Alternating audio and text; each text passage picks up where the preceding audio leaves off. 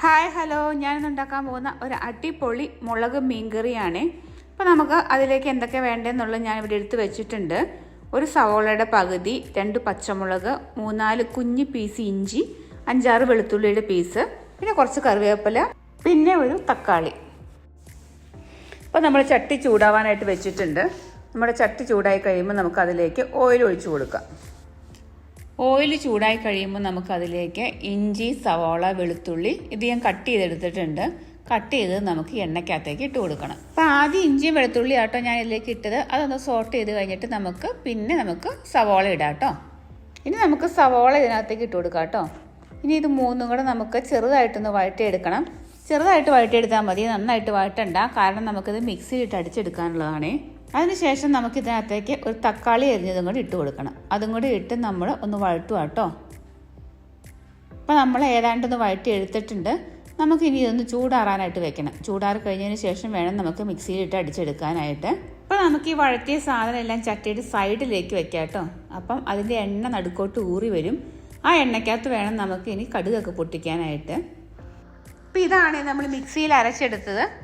ഇനി നമുക്ക് ചട്ടി ഒന്നുകൂടി ചൂടാക്കാനായിട്ട് വെക്കണം. ചട്ടി ചൂടായി വരുമ്പോഴത്തേക്കും അല്പം ഓയിലും കൂടി ഒഴിച്ചു കൊടുക്കാം കേട്ടോ. ഓയിൽ ചൂടായി കഴിയുമ്പോൾ നമുക്ക് അതിനകത്തേക്ക് കടുക് ഇട്ട് പൊട്ടിക്കണം. കടുക് പൊട്ടിക്കഴിയുമ്പം ഉലുവ ഇടാം. ഇനി നമുക്ക് അതിനകത്തേക്ക് 2 പച്ചമുളക് കീറി ഞാൻ ഇടുന്നുണ്ട്. അതോടൊപ്പം തന്നെ കരിയാപ്പില ഇടുക കേട്ടോ. ഇത് ജസ്റ്റ് ഒന്ന് വഴന്ന് കഴിയുമ്പോൾ നമുക്ക് അതിനകത്തേക്ക് മിക്സിയിൽ അരച്ച് വെച്ചേക്കുന്ന പേസ്റ്റ് ഇട്ട് കൊടുക്കാം കേട്ടോ. ഈ പേസ്റ്റ് ഇട്ട് നമുക്കൊന്ന് വഴറ്റിയെടുക്കണം. അതിനുശേഷം നമുക്ക് അതിനകത്തേക്ക് 1 ടീസ്പൂൺ മുളക് പൊടിയും 2 ടേബിൾ സ്പൂൺ കാശ്മീരി മുളക് പൊടിയും ഇടാം കേട്ടോ. ഇട്ടതിന് ശേഷം നമുക്ക് നന്നായിട്ടൊന്ന് വഴറ്റിയെടുക്കണം. വഴറ്റി ഏതാണ്ട് ഈ കളർ ആകുമ്പോഴത്തേക്കും നമുക്ക് അതിനകത്തേക്ക് ആ മിക്സിയിൽ അരച്ചേക്കണ പേസ്റ്റ് ഉണ്ടല്ലോ, ജസ്റ്റ് ഇച്ചിരി വെള്ളം ഒഴിച്ച് കഴുകിയിട്ട് അത് അതിനകത്തേക്ക് ഒന്ന് ഇട്ട് കൊടുക്കാം. അതും കൂടി ഇട്ടിട്ട് നമ്മളൊന്ന് ഇളക്കുവാണേ. അതിനുശേഷം നമുക്ക് ആവശ്യത്തിന് ഉപ്പിട്ട് കൊടുക്കണം. ഉപ്പിട്ടും ഒന്ന് വഴറ്റിയെടുക്കുക. ഇനി നമുക്ക് അതിനകത്തേക്ക് ഇടാൻ പോകുന്നത് പുളിയാട്ടോ. പുളി നമ്മൾ വെള്ളത്തിൽ ഒഴിച്ച് വെച്ചിട്ടുണ്ടായിരുന്നു. ആ പുളിവെള്ളവും പുളിയും കൂടെ നമുക്ക് ഈ ചട്ടിക്കകത്തേക്ക് ഇട്ട് നന്നായിട്ടൊന്ന് വഴറ്റാം. ആ പുളിവെള്ളം തിളച്ച് കഴിയുമ്പോൾ നമുക്ക് അതിനകത്തേക്ക് ചൂടുവെള്ളം ഒഴിക്കണം കേട്ടോ. ചൂടുവെള്ളമല്ല, തിളച്ച വെള്ളം നമ്മൾ അതിനകത്തേക്ക് ഒഴിച്ചു കൊടുക്കുവാണ്. ഈ തിളച്ച വെള്ളത്തിലാട്ടോ നമ്മൾ മീനിട്ട് വേവിക്കുന്നത്. ഇപ്പോൾ വെള്ളം നന്നായിട്ട് തിളച്ച് തുടങ്ങിയിട്ടുണ്ട്. ഇനി നമുക്ക് അതിനകത്തേക്ക് മീനിട്ട് കൊടുക്കാം.